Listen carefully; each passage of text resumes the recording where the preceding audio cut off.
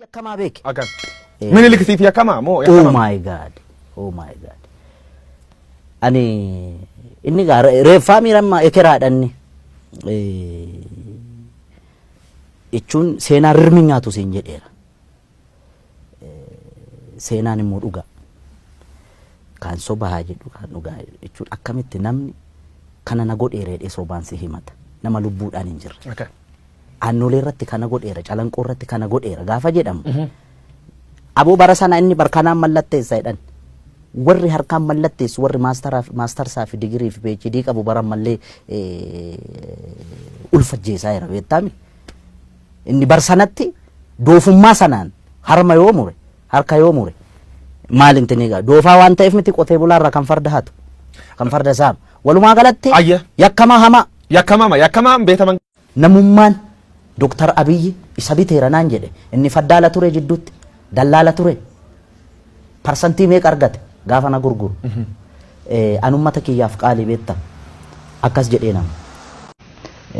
ኢትዮጵያ ያለ ኦሮሞ ህዝብ ኢትዮጵያ ሆና መቀጠል አትችልም። የኦሮሞ ህዝብ ደግሞ የኢትዮጵያ ባለውለታ ነው።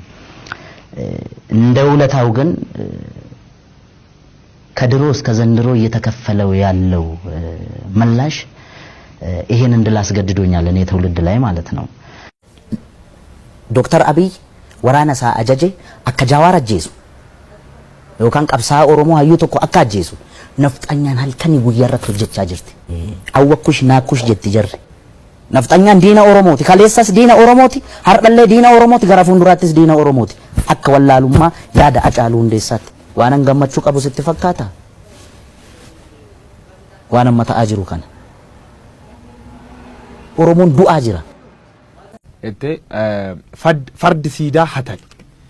Siidaa dabalee sini wanni erganu daangeessani barii ture bulbul farda badii Hacaaluu wanni farda waan fardaa sobtacha keessa waarke farda siidaa hataniidha farda siidaa hatani siidaa dabaleen soore erganu daangeessani barri ture bubbulee fardi siidaa dabalee sun farda Minilik irra taa'ee kunu amma suura ka'e san farda hatame beetta eentati nami hattu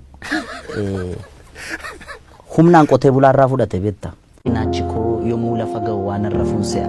Narrafee hirrafne jechuufis ciisa koorran jira. Maqumaafan ciisa maalarrafaa miti gaaffii deebii dhabdeen na keessa marmaarti. Eenyutu eenyuu gadi kanatu na aarsaa maafan aaruu didaa. Ani ergamuu malee ergachuun dadhabe kana. Akka Oromoo tokkotti maaltu sitti dhaga'ame Hacaalaatu Oromoodhaaf iyyaa turte yoo naan jette. Ijoolleen daggala keessa jirtus dhiiga kiyyaana. Okay? Gaafa isheen rukutamtee reeffa ishee Facebook irratti argu. Na dhukkuba keessa kiyya. Ijoolleen asii bobbaafamtee deemtu kunis maqaa seera kabachiisuudhaan Oromoo. Jarri walilleen booji'an beektaa yoo wal booji'anis akkaataa isaan disrespect wal godhan kana gaafa argitu Oromummaa keessa jibbisiisa beektaa. Oromoon Oromoo irratti dhukaasuu arguurra caala. Du'a wayya beektaa. Warri obbaafate warri du'e kun obbaafate. Jijjiirame qeerroo jirturraa garfeerroo bittuutti Hacaaluun jijjiirame jira jedha. Hacaaluu Hundeessaa feerroo jalqabde. Qeerroo jirtu jedhe malee feerroo bittu hin jenne. Hacaaluu Oromoon saati amma bilisoome gabaabsinaa deebis. An bilisoome hin jenne. Bilisoomne miti hin jedhe. Mooneerra. Eenyuun TPLFin mooneerra amantus amanuu baattus. Jarri nama gumaati. Oromoo waliin. Walaloo Zalaalamaa Barraa tokko sii jedha. Waggaa 10 meeqan dura dhaggeeffadhe. Waan akkasii kun isa rakkiseetu beektaa.